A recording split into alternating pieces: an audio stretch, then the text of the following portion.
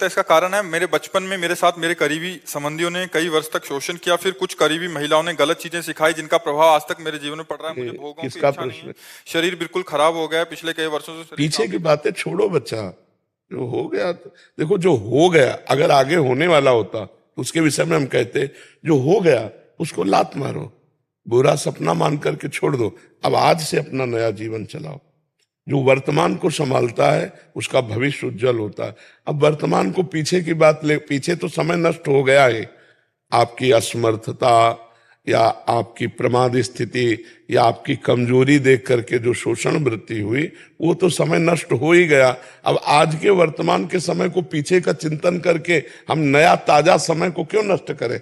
इसको हम राधा राधा राधा राधा हम अपना मंगल करें। नहीं, बिल्कुल आप छोड़ो, सब बातें पीछे की छोड़ो और प्रसन्न मुद्रा में हो। देखो आप कितनी परेशान हो, आपके चेहरा देखने से लगता है कि आप बहुत ही ओवर थिंकिंग करते हो, आप बेकार का चिंतन करते हो। लिखा है महाराज जी, वो सोच सोच के मतलब बार बार आंखों से आंसू आते रहते हैं। अरे घर वाले विवाह के लिए जिद करते हैं बट मेरा बिल्कुल भी मन नहीं है, शरीर अब ऐसे एकदम विवाह नष्ट हो गया। करोगी जिस परिवार में जाओगी पूरे परिवार को परेशान कर दो। वही लिखा है, कह रहे कि मैं बर्बाद कर दूंगी जो भी परिवार होगा।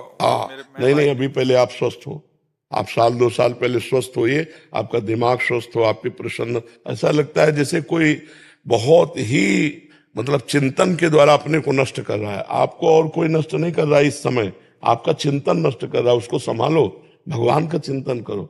जो होना था हो गया। हमारे पूर्व के ऐसे संस्कार होंगे जिनका फल हमें भोगना, तो भोग लिया, छोड़ो। हम पीछे वाले, अगर आगे होना होता तो दूसरा सिद्धांत बताते, पीछे छोड़ो, अब प्रसन्न हो जाओ, आज से नया जीवन चालू करो आप।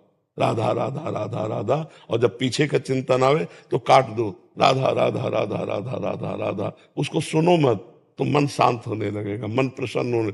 और 2-3 किलोमीटर रफ्तार से चलो, सुबह सुबह शुद्ध हवा लो, थोड़ा प्राणायाम करो, पवित्र भोजन। क्या मनुष्य जीवन कैसे निपटा रहे हो आप अपने साथ गलत कर रही हैं। अब तुम्हारे साथ जो गलत हुआ वो तो हुआ ही, आप अब अपने साथ गलत कर रहे हैं। अब अपने साथ गलत मत कीजिए, अपने आप को संभालिए। आप थोड़ा व्यायाम कीजिए, थोड़ा प्राणायाम कीजिए, थोड़ा दौड़ भाग कीजिए, अच्छा कोई कार्य कीजिए। कोई कार्य करते हैं? पढ़ाई कर रहे हैं। वो लिख रहे हैं कि मानसिक स्थिति भी ठीक। अभी क्या करें महाराज जी? राधा राधा राधा, और पीछे की बात को पहले काटो और पौष्टिक आहार लो और दौड़ भाग करो, थोड़ा व्यायाम करो, ठीक है? हर समय नाम जप करो, जहां मन इधर उधर ले जाए राधा राधा राधा राधा राधा। अभी 1 महीना बाद हमसे बताना तुम कैसे हो। 2 किलोमीटर दौड़ो, बच्चे हो अभी, अवस्था है, 2 किलोमीटर दौड़ो और सात्विक आहार पाओ, पौष्टिक आहार पाओ, और व्यर्थ के चिंतन को छोड़ो। भले टीवी देखने लगो, रामायण देख लो, महाभारत, ये अंदर का चिंतन सुधारो। अंदर का चिंतन जहां बिगड़ने लगे, राधा राधा राधा राधा, ठीक है? हाँ, बहुत अच्छे बच्चे हो, छोड़ो पीछे जो हुआ सो छोड़ो। भगवान की माया की लीला है, उसे छोड़ो, आगे सावधान रहो, बड़ा बढ़िया जीवन हो जाएगा। बच्चा नहीं, कूड़ा जीवन हो जाएगा। हमेशा बोलते हैं मेरी आयु बहुत हो गई है, और मैं बोलते कि विवाह करना है आपको। तो कितनी आयु हो गई? 30 वर्ष आयु हुई है। 1 वर्ष आप ठीक कर लो, फिर ब्याह कर लो। 1 वर्ष अपने को बिल्कुल, अभी क्या बच्चे आजकल के 30-32 में ब्याह नहीं करते, कोई बहुत आयु नहीं हो गई। पहले ये सब व्यर्थ का टेंशन छोड़ो, तुम होना होगा विवाह हो जाएगा, नहीं होना होगा नहीं होगा। 50 बच्चियां भजन कर रहे हैं ब्रह्मचारी रह करके। आप शांति से भजन करो, बुद्धि को अपने ठीक करो।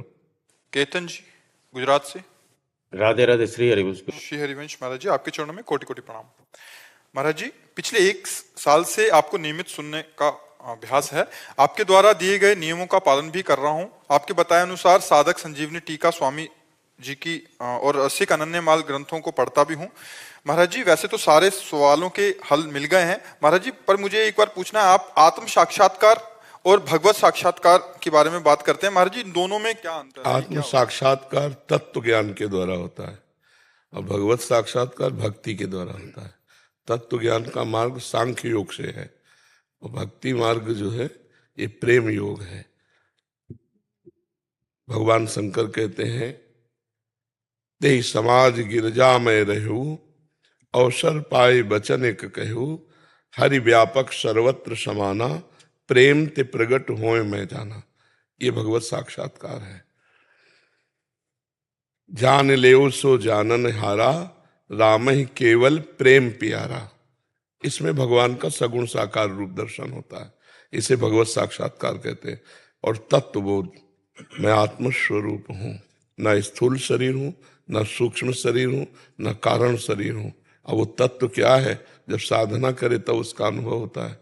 तो तत्व ज्ञान सांख्य योग की तरफ जाता है, भगवत साक्षात्कार भक्ति योग प्रेम योग की तरफ जाता है। बात दोनों की एक ही है, एक ज्ञान की चरम अवस्था है, एक भक्ति की चरम अवस्था प्रेम है।